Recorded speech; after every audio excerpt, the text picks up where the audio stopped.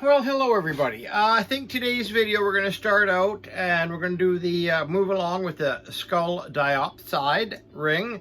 We're going to go through the milling program, the milling part of the ring. So we're gonna set it up on the computer, and you're going to see, and I'm going to try to explain the milling programs. And there's it there. And I think I've had a video already on how I made the ring in Matrix and Artcam. And so in this video, we're gonna bring it over to the mill and we're gonna cut it. So that's gonna be it. I'm gonna edit and we're gonna do a bunch of things and we're gonna have a cup of coffee, and I'm not too sure if we'll get the dogs in there today. And then we're gonna have a couple series of this. We're gonna go from the milling this and then setting it up for casting, the investment, then casting it, and then we're going to have to make a mold of it, and then we're going to cut the mold open, inject some waxes, and then set up the waxes for casting, and then we're going to finish off the original piece and set that. And it's already spoken for.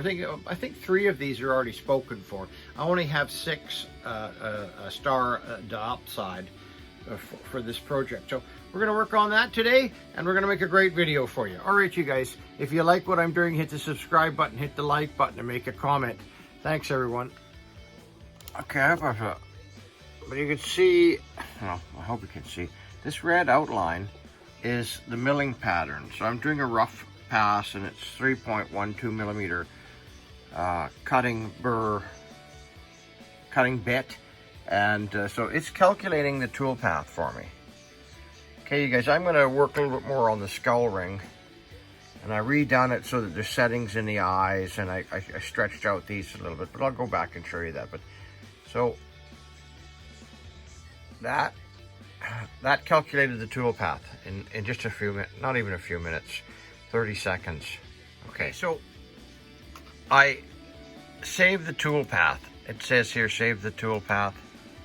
Okay, so I go through that and I save the tool path to the desktop. There it is there on the desktop, right?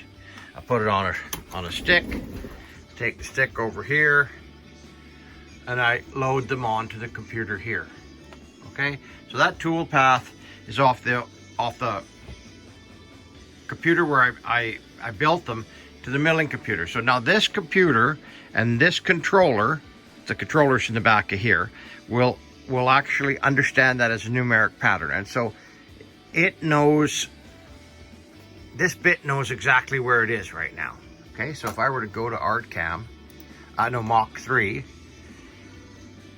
and I can set up the parameters, but it knows where it is right now. So everything is 0, 0, and that's 25 up from the center. So I'm going to get a piece in there and I'm going to start milling. So buy these tubes, cut off a piece. You got to have a bandsaw in your wax area. So cut it off and that'll go in there. Okay. And I'll use this side here. I think I cut that one a little more square. Okay. And then I'm going to move this over. So once I tighten that down, then I'll move X over a little bit and reset it. So X to where I'm satisfied that that's going to be the middle of the ring. Where I'm satisfied that's going to be the middle of the ring, right? You'll see what I mean in a minute. That's not wider than the ring, that edge. Maybe just a tad more. Yeah, I can live with that. Okay, so we'll show you what's okay. Next. The 2 files are on the desktop. Okay, so where are we at? It's here. I got it all kind of set up and ready to go. I told you I adjusted that. So now we load. And then we go skull diopside. So we're going to do the rough. Sorry, double click. Okay, so that is the pattern we're looking at. A little too far out, right there. Okay. Right, okay, so let's slow this down quite a bit, because the first cut, cycle start, we should ask the coolant to start. Coolant started. Okay, and then we can ask it to cycle start. Starts the cutter, and then it jumped up to 35, it went up. That's its safety type of zone, right? Okay, so we can actually make this go around quicker, up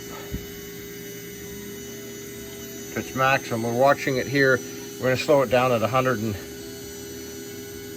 it'll make sense in a minute. I just don't want the cutter cutting too fast. Right? I just want it to cut slow right now. Up a little bit. Get the water in there.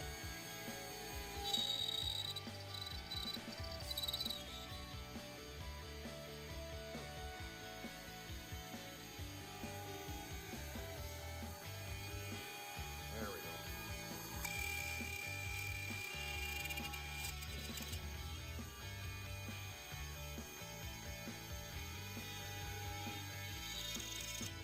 Okay, so that's going to cut all the way around. Let's turn the coolant up a little bit.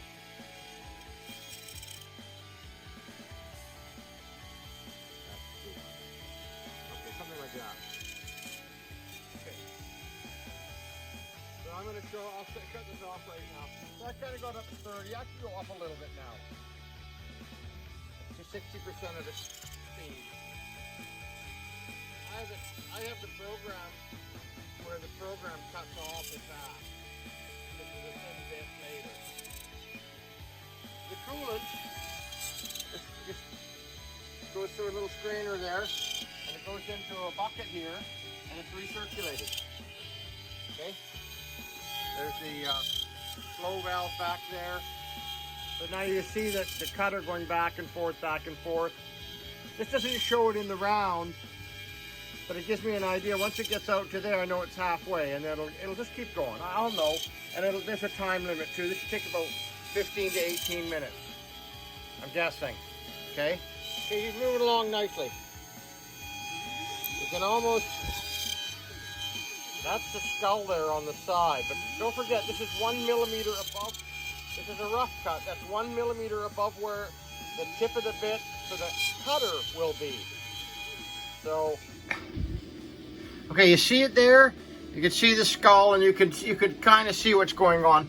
There's that, and there's that. And you can see how the tolerance was. Okay. Okay, wrenches. Take the tool. I don't have a tool changer. Don't need one. I only use two bits when I'm cutting. But you're probably wondering, how do I know how to get that to the right dimensions, to the right depth? Well, it's a jig here, right? And you put that on there, and this bottoms out on the bottom of this. So I know it knows exactly where it is. A little like a depth gauge. So I got the 0.06 cutter in there, and now I'm going to load the skull diopter 0.06.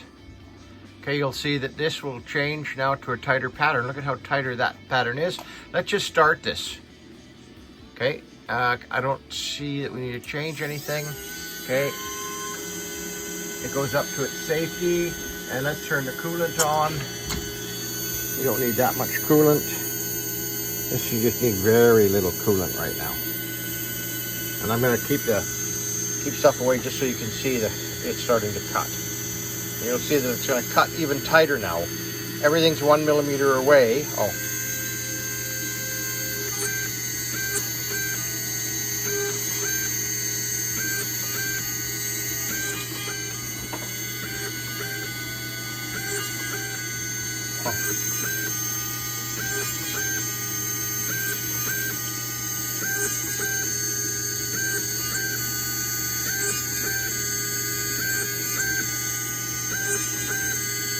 So this would probably take, I'm guessing, larger ring. It should take an hour and a half to cut. But I'm going to set it and forget it.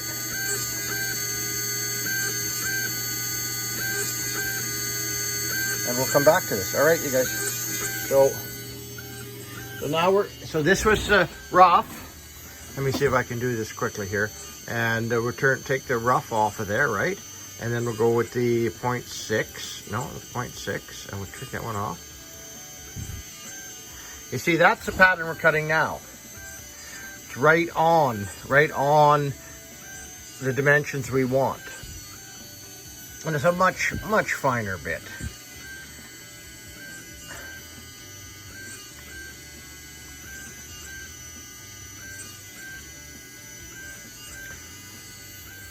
Okay, you can, where's my finger? You can make out right there where the ring is.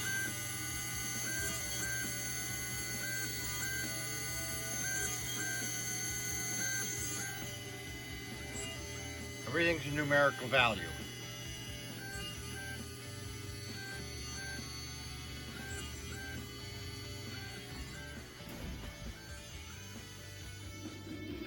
Okay, so it's done.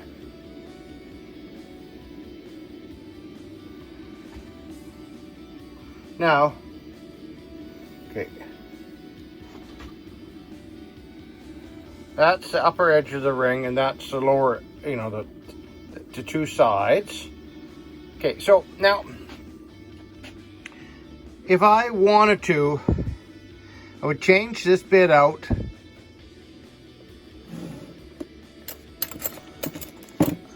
to the 3.12, the round cutter. And I would switch the axis here. I would move B 90 degrees this way.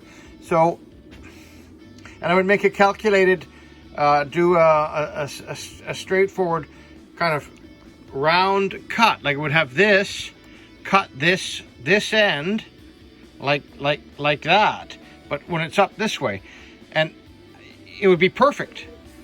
But you know, you got to set it up and change everything. I'm just going to take this out and put it into here, and I've already got a boring bar on there. I'm just going to bore it out. It's way quicker, way simpler for me. Okay, I cut the short end off in the bandsaw. Right there it is there.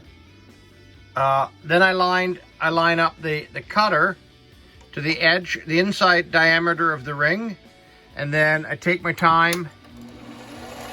Okay, and you know, it took you hours, a couple hours to cut this wax pattern. Don't go in here too quickly. Don't be breaking off the wax or anything like that.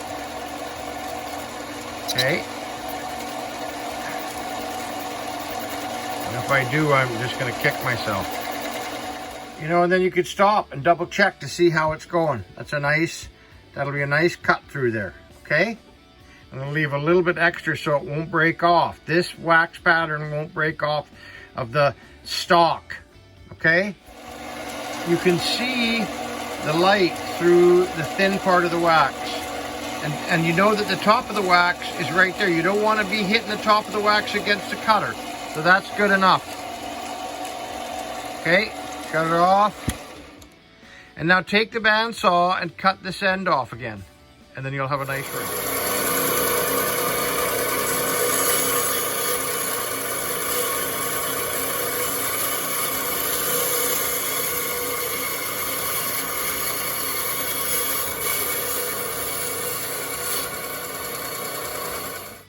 Hey, look at that now. We're rocking. Over to the wax bench, filing, a few things like that. Now oh my goodness.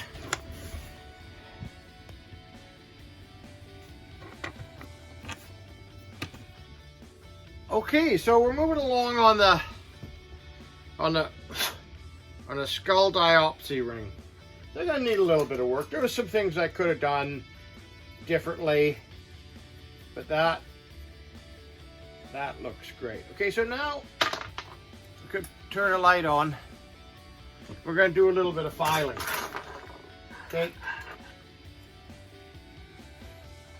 and just file this. So the nice thing is a bit of an angle. If that's the ring straight up and down, the file will go in a little bit crooked, so that you know, and just go around until that edge is gone. I made this ring so it's thick. It's going to be one of those once in a lifetime rings.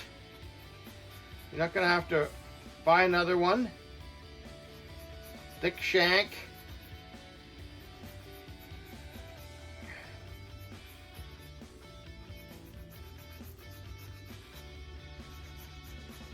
Okay, so I'm gonna cut back to you guys after I finished. I'm gonna make myself a nice cup of coffee, an evening coffee, and get back to you after I finish doing some filing. Okay, so a cup of coffee solves everything.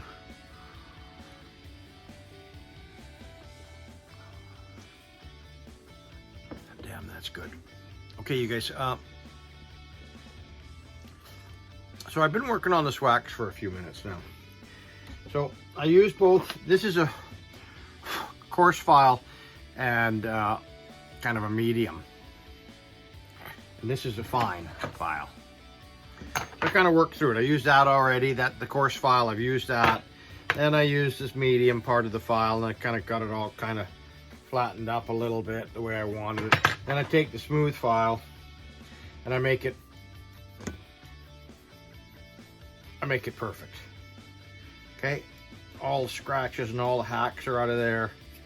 And then I put it at a bit of an angle, just use the end of it, a bit of an angle, and I soften the edges a little. For a big ring like this, you don't want sharp edges. And then this like this, and then in this.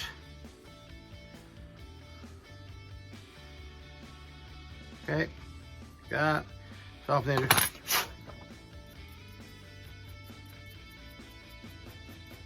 And this ring is ready to invest. This is just a nice little toothbrush, and that's going to be cool. Okay, so I'm going to try to find here we go, a diopsy here, and I'm going to have to adjust this a little bit for it to fit nicely. But there, and then I've set the eyes up so they'll have little 2.5 millimeter gems in them. Okay, you guys, I'll get back to you in a minute. Okay, I'm happy with that now. That's going to be the skull diopsy ring, star diopsy. Diopside? Diopside. It's actually kind of cool. You can in the bright sunlight, you can see the star that this thing makes. So just great. And like I say, I've got it set up for a couple little, I think maybe I'm going to put black gems in the side here, and this will be cast in silver, and then it's going to be antiqued. It's going to look cool. It's going to be lots of contrasting colors. Yeah, that's a nice feeling ring. Okay, so I'm going to do some close-ups of it, and that should be a video. Okay, if you like what I'm doing, hit the subscribe button, hit the like button, have yourself a cup of coffee, dust your shirt off.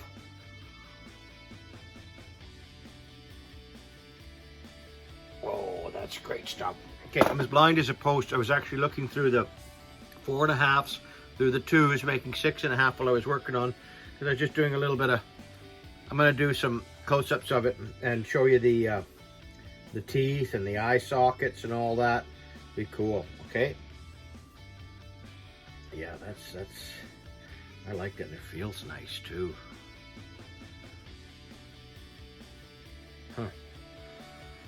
Cool ring. Look at the teeth, the detail on the teeth. Had a little chip on the side here, so I put a little bit extra wax on there so that look at, you can almost see that it's not bright enough, but you can almost see that star in there. Cool. And then I've got that eye set up, and I'm gonna put some dark blue, some real dark sapphires in the eyes, something like that. Nice thick shank. Look at that. It's gonna be a beautiful piece. All right, oh, this diopside fell out. Okay, you guys, have a great evening.